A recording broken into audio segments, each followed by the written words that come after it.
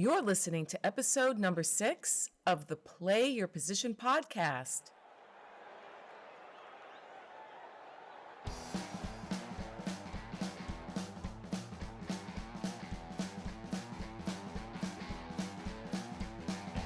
Welcome to the Play Your Position podcast, where your story matters and we make it count. Here's your host, Mary Lou Kaser. Let's get started.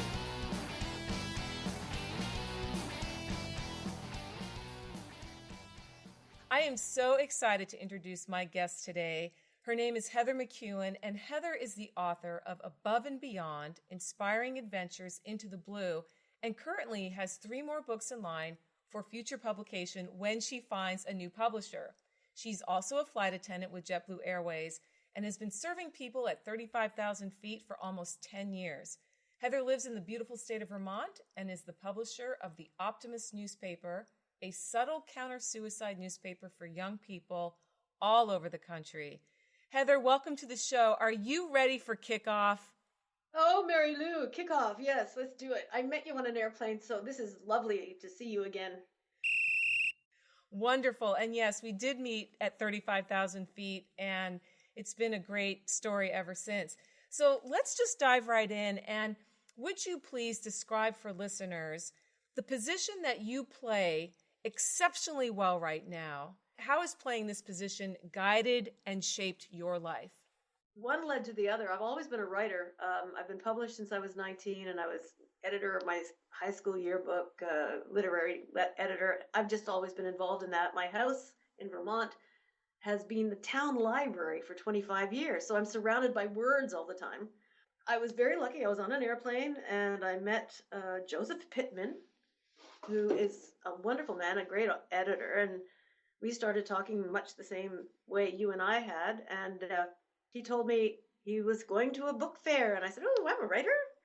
And he said, "What do you write?" And I said, "Well, I like to write stories about the inspiring people I meet on airplanes, whom I interview and fall in love with and cherish in my heart forever as good memories." And he said, "Well, send me some of your stuff." And very shortly thereafter, he said, "This is a book." I named it Above and Beyond, and he put in Inspiring Adventures into the Blue, and the rest is history. But his publishing company, the one he was with on Park Avenue, went belly up. And therefore, I'm kind of left with 3 more books. Even though I'd signed the contract on the second one, it never came to fruition because the company went bankrupt. Ebooks sort of took over. It's been just writing and writing and writing and writing, and I just like to get them going because there are so many wonderful people in the world, and I get to meet them.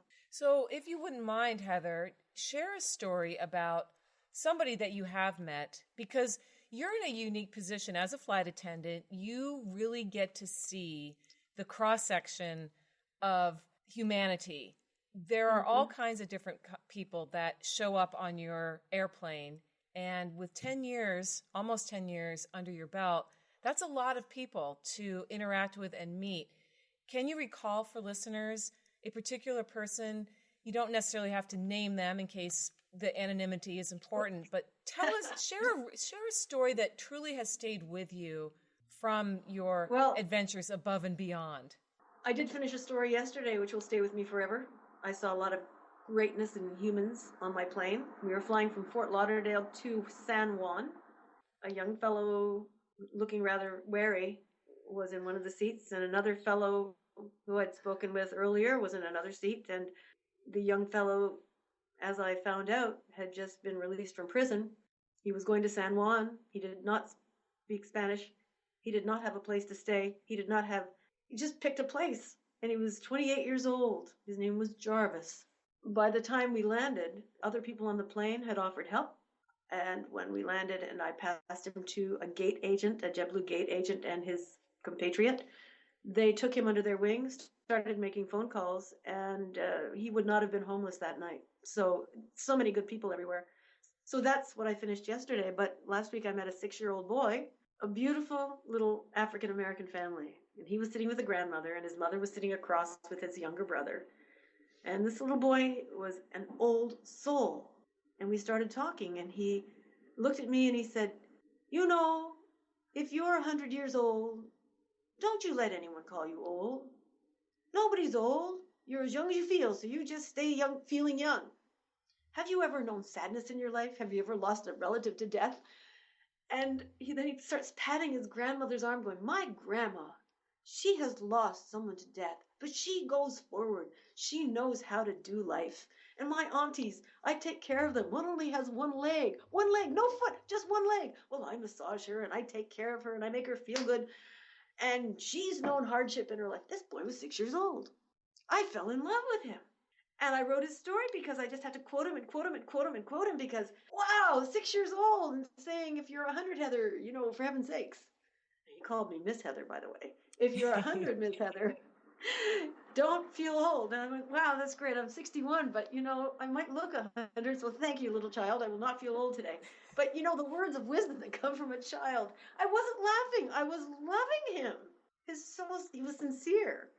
Oh, you were lucky. That is just unbelievably precious to not only meet a young man like that, but that a young man like that exists.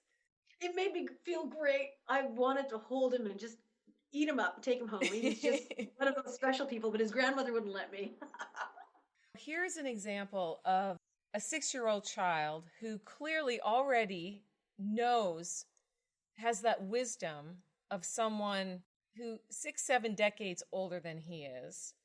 And that takes me into another part of this show, which I call Move the Chains. And this is where we really get into looking at the challenges, because like in every football game, there's the starting whistle and then there's the ending whistle. And everything that happens in between that first and last whistle is anybody's guess. Teams show up with their game plan. They've studied the opposition just as the opposition has studied them, and they are ready to set in motion all those amazing plays. And yet, these things happen that surprise us, that take us off our game, that make us stop like this young man did for you and contemplate beyond what we're going through in our usual day.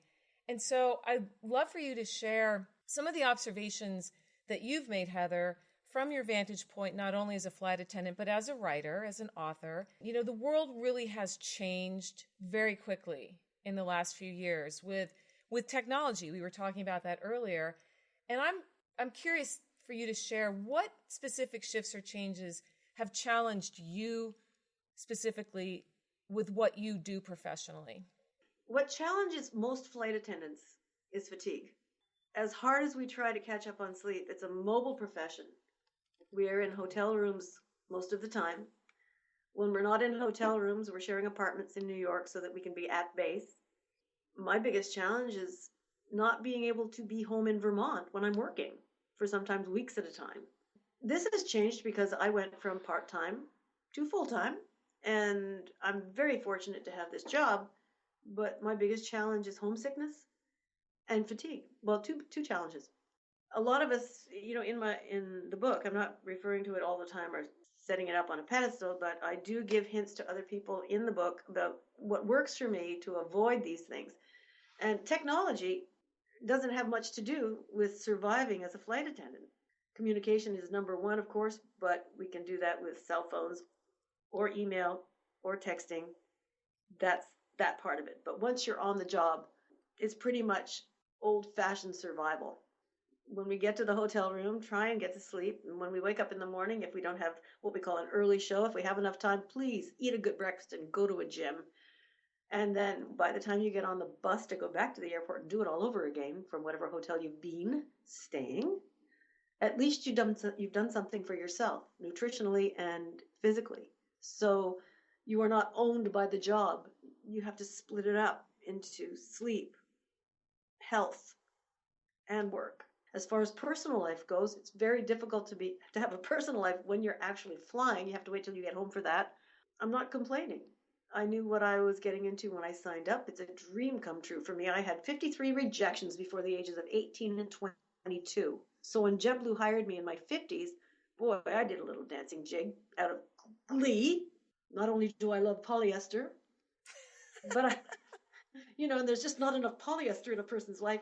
I love the people I meet. My brothers and sisters in blue have been very helpful to me. So I don't know whether I answered your question, but as far as technology, it doesn't really enter into my sphere too often past email. And I think that's fascinating. And first of all, I love the comment that there is never enough polyester in our lives. That is absolutely true. It is a fabric that is much maligned, but really it moves with you, doesn't it? Hey, listen, I'll tell you something. If we had this horrible heat wave at JFK, there would be a meltdown worse than 3 Mile Island. It would be polyester city. Oh, no.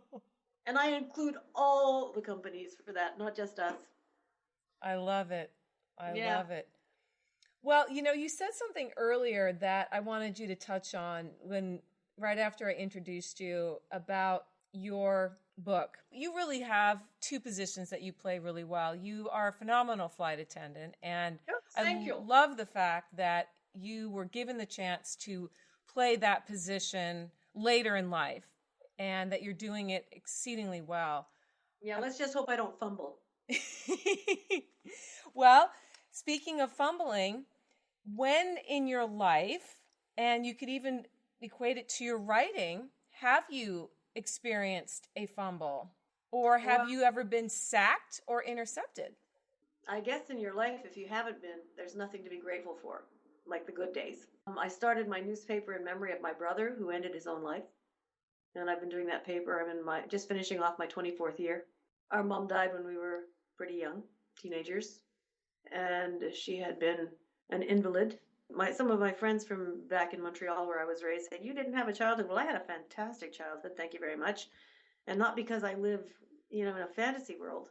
I look at all the making dinner when I was 9 for everybody. And my brother, too, had to do his dinner chores. And we had a lot of work to do around the house because we had an invalid mother who couldn't participate in our lives very well. I look at that and I'm thinking the blessing that came out of that was that I don't have a love affair with my housework or kitchen. I know how to get it out of the way in 4.5 minutes and get out and live. I go out to play. And so people would say, you had so much to do when you were young. You were always taking care of your mom, but that was a blessing too. Every little person, every little old person who gets on my flights from JFK to West Palm Beach, I embrace them. I'm thinking that could be my mom. That little person could be my mom because she would be 91 now. And when my brother died, I thought I'd die too, but I started the paper, which has saved my life as well as hopefully maybe one or two along the way. I'm very grateful for the bumps in the road I've had. They've been tough, but they've been blessings in disguise. My brother's daughter, Selena, is now just like a daughter of mine, and her daughter is like another grandchild of mine. And God, I'm so thankful that she was born, even though she was only 4 when her dad died. These are all really huge, enormous bumps in the road that have nearly killed me. But if you get over the bumps in the road, you can be empathetic to a much larger part of society. So as a flight attendant in my dotage, I know when people get on the plane, if they're going across the country to unplug the life support from someone they love. I know how they feel if they are burying a parent. I know how they feel if they're raising teenagers, because mine are now 32 and 34. And that's another bump in the road, teenagers. But you can survive it and talk to people who are just going through it now and tell them you'll survive. And with luck, you'll thrive. Yes. And you clearly are thriving despite these bumps in the road, these incidents that occur that come at us unexpectedly can shape us into being even better human beings. Rather than let it bury us, use it as a means of going out and playing even harder. Yeah, when I talk to somebody who has just lost somebody, a young husband or a child, God forbid, I'll say take what was most important in their life, and carry it forward, whether it's through scholarships or, I opened the town library on my brother's birthday. It was 25 years ago that we opened the town library, but my mother's birthday was right around there too. My brother was born September 17th, my mother September 19th. So when we opened the town library in my home, I gave it to them because I said, these are the 2 people in my life who introduced me to great literature, were great examples to me and challenged my intellect. I mean, it constantly. If you didn't keep up, get out of the way. And my dad was at the opening and kind of patted me on the back and said, yeah, it's true. And I said, well, Dad, you did too, but you're still here, so I'll have to wait for another day to do something for you. But Dad passed away last June 21st. He was just a great inspiration of optimism and can do, will do. His favorite expression was, "There's no such word as can't." I disagree with that. He raised us, if the bone is not sticking out of your leg, you can definitely jog to school. Oh, I love that. If the bone isn't sticking out of your leg, you can definitely jog to school. That's tough. That's tough love. It was tough, but we did it. And I gotta say, it was not a bad way to grow up. There was a lot of fun involved too. And yeah, in those days we weren't really coddled. I remember the first time my dad said, "I love you," and it must have been, I don't know, 8 years ago. And yet it was such a shock when he said it, but there was no way it changed anything. I knew he loved us. But in those days there were a different vocabulary. And I look at the kids today and I kind of feel sorry that they don't have a work ethic that we did, or they're always plugged in and they're missing so much real life and it's not safe, so they can't go out and play on the street like we used to. I think they're missing so much now. I'm sure they're getting other things, but I kind of love the way I was raised. I sometimes look at my own children and friends. My kids are teenagers, and they are very in tune with their generation. A lot of screen time. They are active and do things with friends, but it's just a different world. They definitely are not playing outside the same way that my generation, your generation did. It's just different. Adaptation is the key to survival. So it is. It's up to us to kind of jump into their world now. It is. Yeah, my kids are 32 and 34, bless their hearts. They were at the cusp of both eras and they're doing well in each, so I'm happy about that. Oh, life is good. It is good. Would you mind telling us a story about a time when you either fumbled the ball or met some pretty tough obstacles on the field with respect to the Optimist newspaper? Because I know that's a project that has been near and dear to your heart, and I imagine that there were times when it was really difficult to move that ball down the field into the end zone. I used to have 20 kids working and being paid by the paper. I don't now because I haven't got time for staff meetings and all that stuff. They're all teenagers from all different high schools, and they were wonderful, wonderful, very brainy. And then I got an email from someone who was once with my paper who said, "Heather," his father called me. My son tried to commit suicide. Oh, God. He's at university. He made a really good job of it, just barely died, just barely lived. And he's coming home. We're going to get him. Can I bring him to your house? I said, by all means. So they brought him to my house, and I asked him if he'd be able to write it as a front page story anonymously so that his experience, which was not an isolated experience, as most kids actually go through this huge thing. And he wrote it, and he used the F word.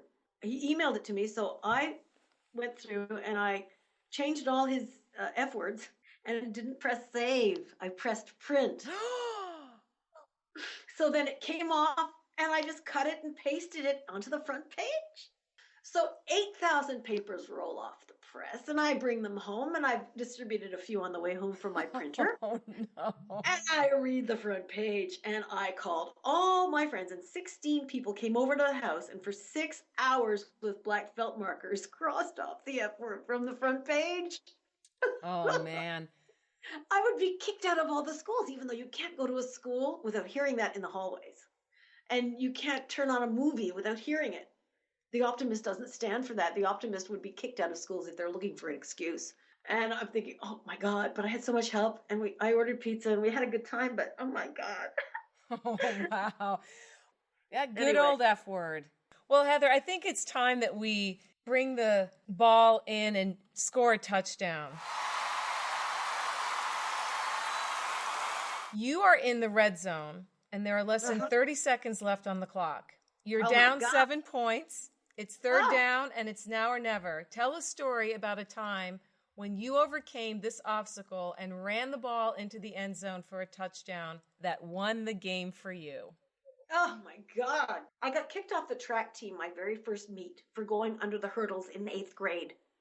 I'm the only one from that school to go on to be a national ranked as a runner. I guess I dropped the ball when I went under the hurdles in 8th grade, but when I started setting records, if you have to talk athletically, I guess I did okay as a runner, as a triathlete thereafter. I encourage everybody to do their own thing from that story. I said, look, don't ever let someone tell you you can't do it. Just train harder, study harder, work harder and you can make your dreams come true. I believe that. Don't ever let anyone tell you can't do something, even if it's surviving. So what are 1 to 3 key offensive strategies straight out of your playbook that listeners could implement right away to move the chains of their lives and or businesses forward? Okay, well, stay chemical free. Don't be envious of anyone. Get up early, eat well, work hard, stay healthy. Love it. It's New England wisdom. From Montreal originally. I don't know how much wisdom I have. I blew it a lot. Yes, but again, what you said earlier is those times when we blow it are the times that shape us and give us our character and help us be strong for those who need us to be strong for them. I learn a lot from the young ones who work here. I've had a recent exposure to something that was uncomfortable, but the young ones are darn smart. Yes, they are. So what is the best way for people to connect with you, Heather? How can we find you online? Where can we find your book? Okay, well, my book was 5-star on Amazon. And of course, I did not get any royalties because of the publishing house not actually. So it's being sold, but I don't know who's getting the royalties. They were supposed to go to the JetBlue crew member charity fund, but nothing came forward from the publisher. So he's gone. But people are still buying it from Amazon. And as far as getting together with me, Facebook is certainly an option. Just say you met me on Mary Lou Kaiser's show. I'm Heather. And I guess one of the easiest ways to find me would be with Heather McKeown, whether or not my profile is available. I don't think there are too many Heather McKeowans, but they can also friend me through yours probably. Yes, and just for listeners to remember, all of the things that Heather shared with us today can be found on the show notes at maryloukaiser.com/Heather, and the links to her Facebook page and also to see her book. And any future publications will be added as they come, because I know that I and many of my listeners are excited about great stories, and you are an amazing storyteller. And I'm going to encourage everybody who's listening today to definitely connect with Heather, because again, she has such a unique perspective on the world, being a flight attendant and being interested in people. That's one of your gifts, Heather. That's one of the things that really makes you stand out and apart, because you care. And I remember how great you made me feel on the flight I was on, and you make people laugh. And really, there's not enough of that in the world. So I can just say that everybody should fly JetBlue all the time, because that's the way they hire people. I think I've learned a lot from the people I work with to come up with that. We have 5 values: safety, caring, integrity, passion, and fun. And if we're exercising any one of those values on an aircraft, and the company hears about it, they back us. They say, oh, you were being funny? Well, that's good. You were being passionate? That's good. And we are not intimidated into some little lockbox. That's why JetBlue is one of the reasons JetBlue is so successful. It's because they have a very clear mission and vision, and I hope so. They encourage you. In fact, I'll be flying out. I'm heading to New York for spring break with my kids on Thursday, and we're flying JetBlue. So, yay! That's right. I don't think you'll be on it. We're flying from Portland to LA, LA to New York, and then when we come home, just New York straight back to Portland. Will not be I. I do not do red eyes. Well, Heather, you've been a wonderful guest today, and I want to thank you personally for giving your time and sharing your stories with the Player Position podcast. And we'll see you at 35,000 feet. Well, thanks so much, Mary Lou, and all listeners. Bless your hearts, and I hope to meet all of you someday. All my love. And that's a wrap. Thank you so much for listening to another episode of the Play Your Position podcast. I hope you enjoyed today's guest as much as I did. And remember, you can find the show notes from today's episode over at maryloukaiser.com/podcast. I would also so appreciate it if you would take a few minutes to leave me a quick 5-star review on iTunes so more people can find this program and benefit from the wisdom my guests share. I look forward to seeing you on future episodes, and in the meantime, it's a great day to get out there and play your position.